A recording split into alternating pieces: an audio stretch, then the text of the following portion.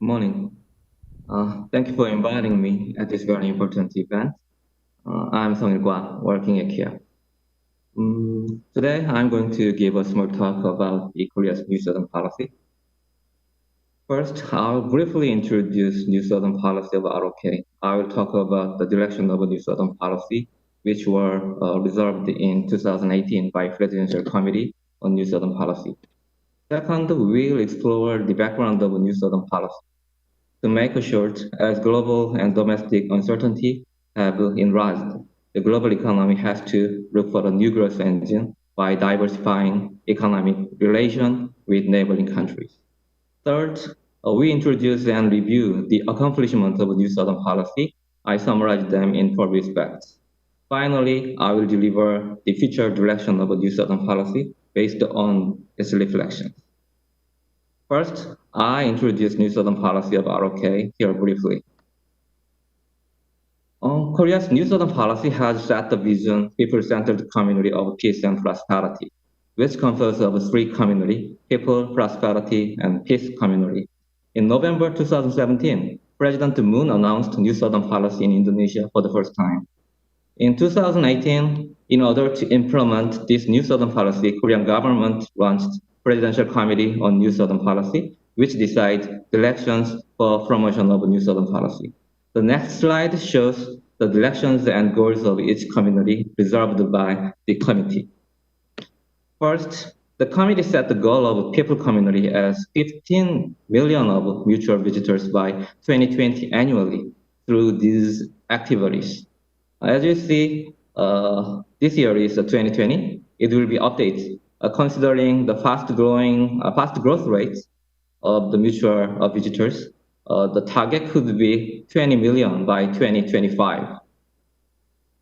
Second, the goal of prosperity community is to build a cornerstone for mutual beneficial, future-oriented economic cooperation. Korea and ASEAN agreed to make an effort to reach the trade amount $200 billion by 2020. Given the rapidly increasing trend of trade between them, it seemed to be possible to achieve that goal. However, it turned out to be difficult to achieve that goal due to COVID-19 and US-China trade conflict. The trade amount between them was $160 billion in 2018 and $151 billion in 2019. Once again, the target of this goal will be adjusted soon. With India, the target of trade amount by 2030 is $50 billion. Next. Third, the goal of peace community is to construct a peaceful and safe environment in this region. Korean government mainly focuses on the terrorism and cybersecurity and cooperation for building a peaceful Korean peninsula. By doing so, Korea hopes to be recognized as a reliable partners for ASEAN and India.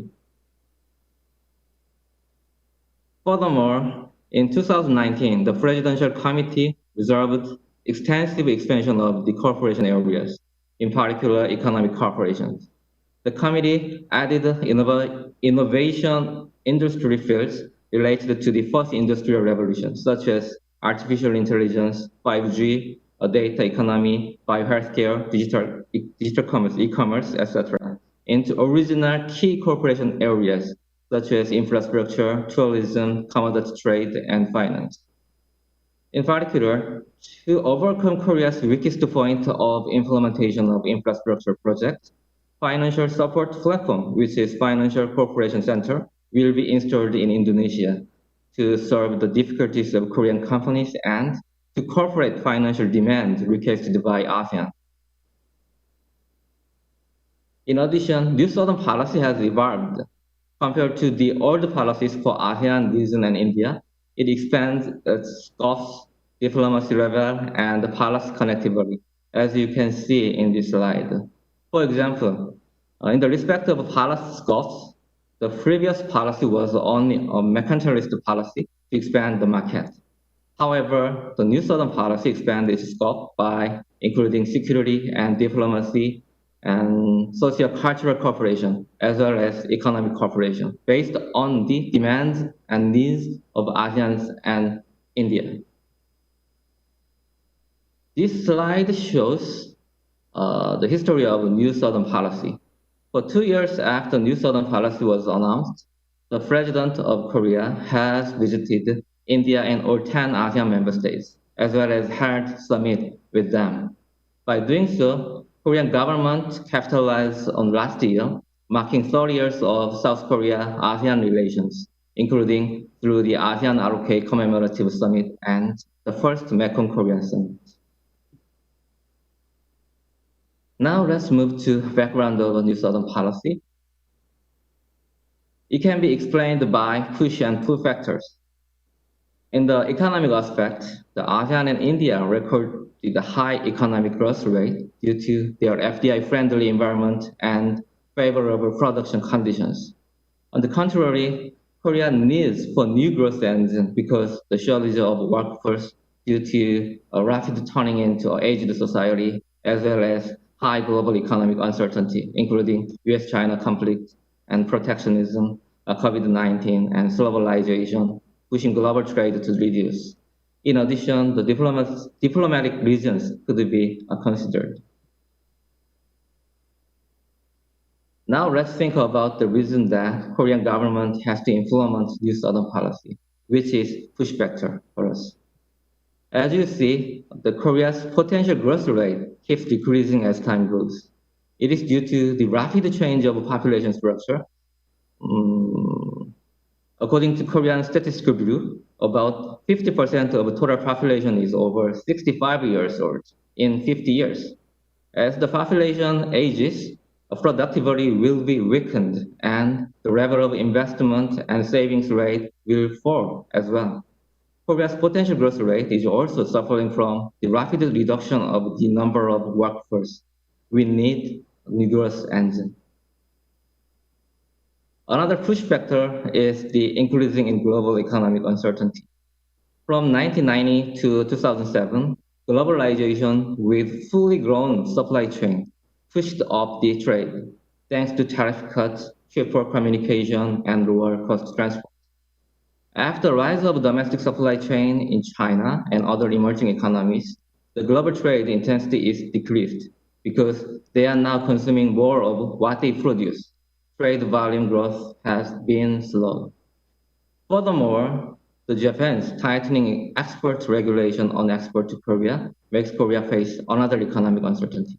But this dispute stems from the strong refuse of past wartime crime from Japan. I believe a trade dispute between Korea and Japan will seriously undermine the value chain in Northeast Asia. The political historical issue should be separate from economic cooperation.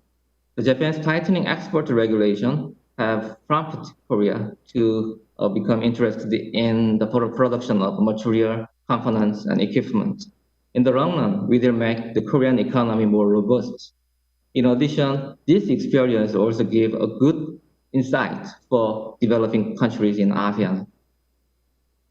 Moreover, US-China trade war causes long-lasting damage of the world economy. It has pushed multinational companies to reorganize their supply chains.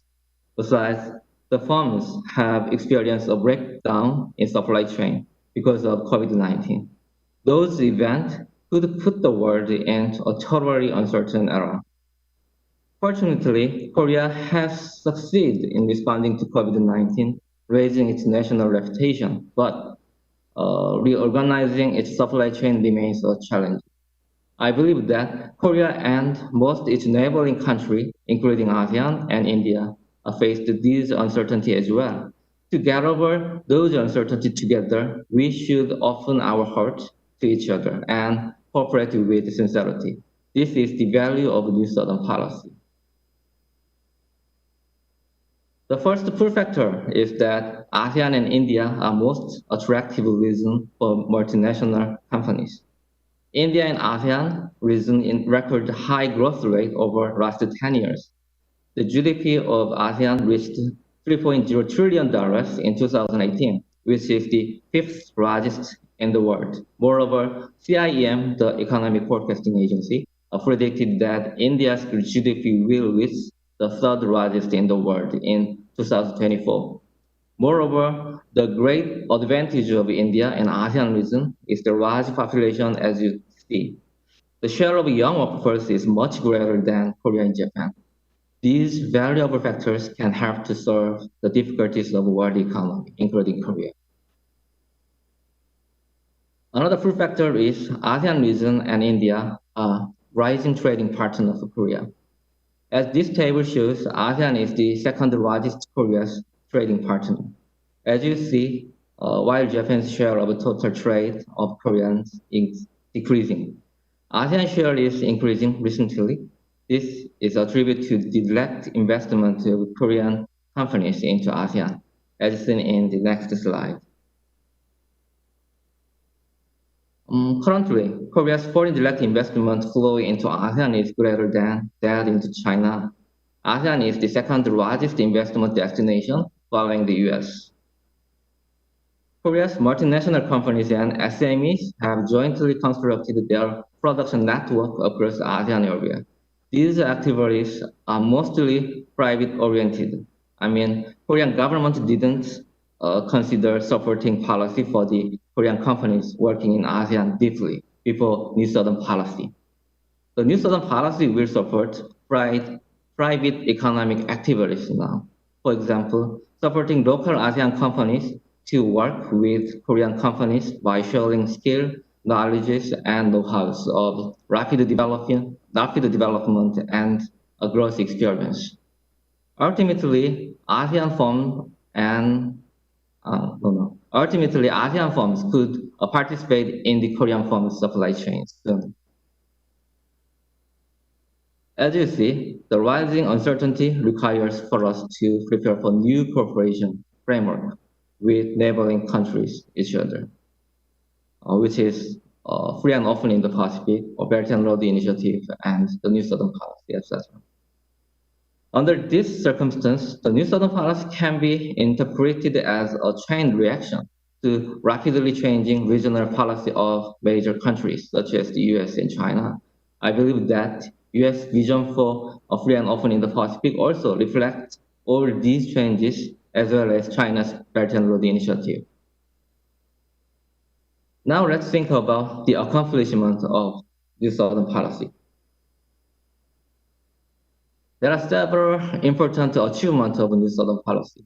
First, reflecting the opinion of private experts, public institutions, public enterprise, and ASEAN localists, New Southern policy has adjusted and expanded its number of core projects since 2017. In November 2018, the Presidential Committee present 16 strategic tasks and 32 core projects for the first time. In April 2019, the committee announced 50 projects by adding 18 projects. In September 2019, New Southern Policy was expanded to 16 strategic tasks and 57 core projects again. Recently, the committee determined to expand the 16 strategic tasks to 19 tasks and a 57 core project to 92 projects. Second, human exchange between two regions have expanded significantly since the announcement of New Southern Policy.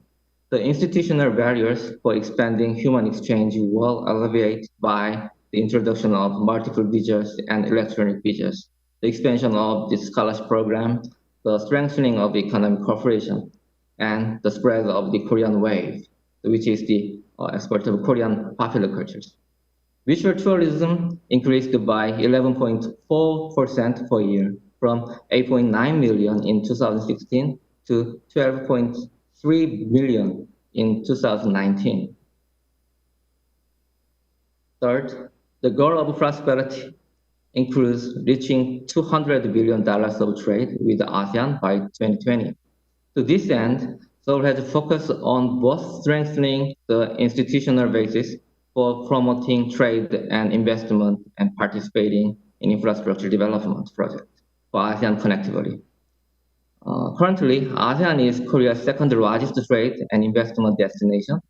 Exports to ASEAN announced the export to ASEAN account for more than 20% of total Korea's exports. The expansion of bilateral and multilateral FTAs, such as Korean-Indonesian CEPA and RCEP agreement, is laying foundation for the advancement of economic cooperation. In addition, the funds for ASEAN-related projects have been greatly expanded, including $92 million for the Korean ASEAN Global Infra Fund, 1.3 billion in the Plant Infra Smart City Fund, and expansion of Economic Development Cooperation Fund. A smart city cooperation platform and an overseas construction investment support organization, which is the Korean Overseas Infrastructure and Urban Development Corporation, have been established as well.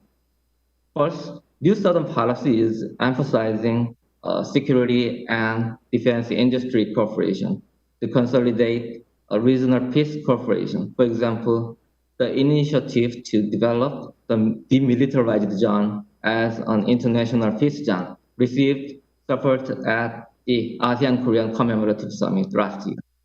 Korea-Thailand GSOMIA was also signed in September 2019. Moreover, by 2022, Korea will increase the amount of official development assistance for ASEAN by 2.5 times than now. Korea, thanks to these efforts, well-known regional initiatives such as the U.S. Indo-Pacific Strategy and China's Belt and Road Initiative have expressed interest in the working with New Southern policy. Now, it is time to think about the future direction of New Southern policy because the COVID-19 pandemic caused change the socio-economic environment that we face, as well as the deadline for 3P performance score set for 2020 has arrived. To do so, reflection of New Southern policy will be covered next a few slides, and then I will talk about the new direction for the New Southern policy.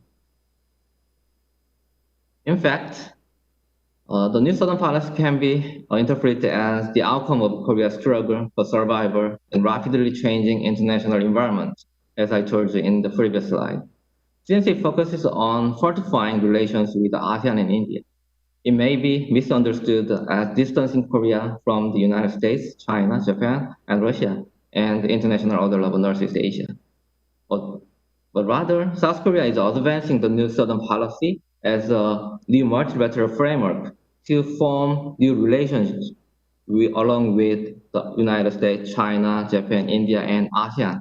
Thus, the aim of a New Southern policy is to establish more complementary relations with all other these partners in the Asia-Pacific regions, making it easier to overcome aforementioned difficulties that we face by building a new multilateral system in the region. However, it is true that the activities of a New Southern policy has focused on bilateral rather than multilateral. ASEAN may have felt that New Southern policy may hinder ASEAN seeking progress and expansion of economic integration. Korea has to show how to contribute to ASEAN's economic integration by making complementary relations among ASEAN member states, India, and other major partners.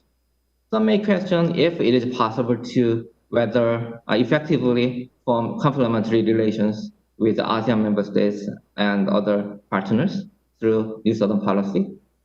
In the case of large-scale projects required massive financing, for example, South Korea has to analyze its competence and identify projects that are consistent with them.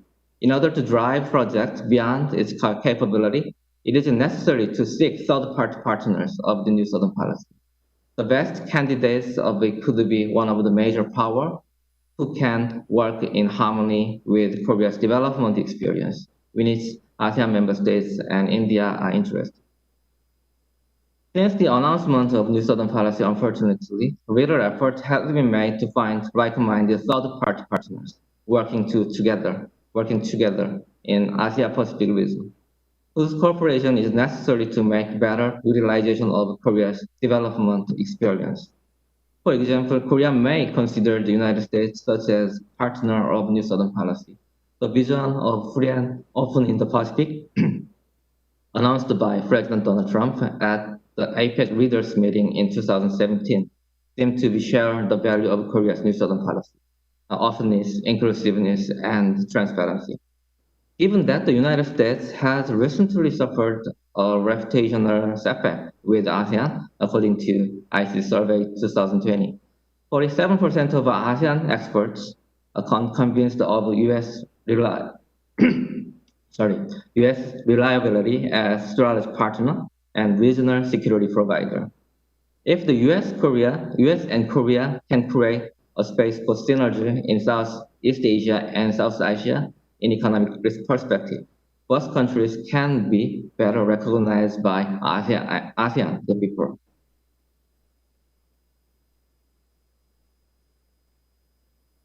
Mm. The U.S. in the Pacific strategy consider infrastructure development as a strategic tool, although it has neglected infrastructure markets in the Asia-Pacific region for the last 30 years, ceding to China penetration of them. The U.S. is now refocusing on infrastructure market in the region. In particular, Mr. Pompeo announced new funding primarily focused on the digital economy, energy market, and infrastructure at the Indo-Pacific Business Forum 2018. The case of Korea, which has grown successfully under the existing rule of law and principle, is a model which can help to persuade the developing countries in the regions. Therefore, the United States and Korea can be good partners by jointly implementing the New Southern policy and Indo-Pacific strategy from an economic perspective. Of course, there is no need for Korea and the US to limit the scope of these third-party partners. If transparency, openness, and inclusiveness are the shared value, any country can qualify as a third-party partner. The question is how to build a complementary relation with a new third-party partner and produce better well-being in the Indo-Pacific region. In addition, ASEAN opinion leaders do not seem to be evaluating New Southern policy positively yet. According to IC survey, only 0.9% of respondents believe that Korea is a country that provides leadership in maintaining the rule-based order and upholding international law. Despite Korea's effort to gain ASEAN's heart through New Southern policy over the past 2 years, only 3.0% of respondents pointed to Korea as the most preferred and trusted strategic partner for ASEAN under the US-China strategic rivalry. This ranking is lower than the number for New Zealand, Russia, India, and Australia. Moreover, only 0.8% of total respondents choose South Korea as their top choice of tertiary education, which is also lower than the number of China, Australia, ASEAN member states, and Japan. Interestingly, the results of the survey showed that the building of 5G internet network was more favorable to Samsung, which is a Korean company, than Huawei or ZTE, which is Chinese companies. ASEAN seems to still regard Korea as only an economic partner in spite of implementing of New Southern policy. Once again, the aim of New Southern policy is to win the heart of ASEAN and India by the vision people-centered community of peace and prosperity. Thus, New Southern policy needs a new focus beyond commercial relations. I mean, it is time to redefine the direction ahead. New Southern policy needs a new focus beyond commercial relations in the following dimensions.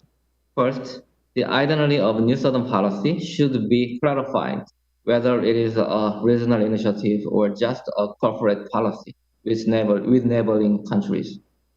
If a New Southern policy is aimed at a regional initiative, regional leadership should be exercised, contributing to building a new regional architecture to maintain free and open market and rule-based order through cooperation with other regional initiatives, such as FOIP and Belt and Road Initiative. Second, New Southern policy should have flexibility to respond quickly to changes in ASEAN. Thailand, Malaysia, and other member states are looking forward to the benefit of the first industrial revolution in order to escape from a middle income trap. Even Vietnam, with a high growth rate, is cannot developing future or industry, feeling it could fall into the middle income trap. As uncertainty is growing in the global economy, ASEAN will change far faster than we expect. If new southern policy does not respond to the change in ASEAN, it will inevitably fall behind in competition. Third, rather than continuously increasing the number of core projects, new southern policy should review the performance of existing projects by analyzing and finding complementary relations with the existing projects. Synergies can be leveraged. Moreover, ROK should select core projects in areas with sufficient capability. Given the fact that Korea has a successful experience in preventing the spread of COVID-19, practical projects strengthening ASEAN's quarantine capability, training experts, and sharing technologies relating to preventing measures should be considered as a core project promoting with this southern policy. Thank you.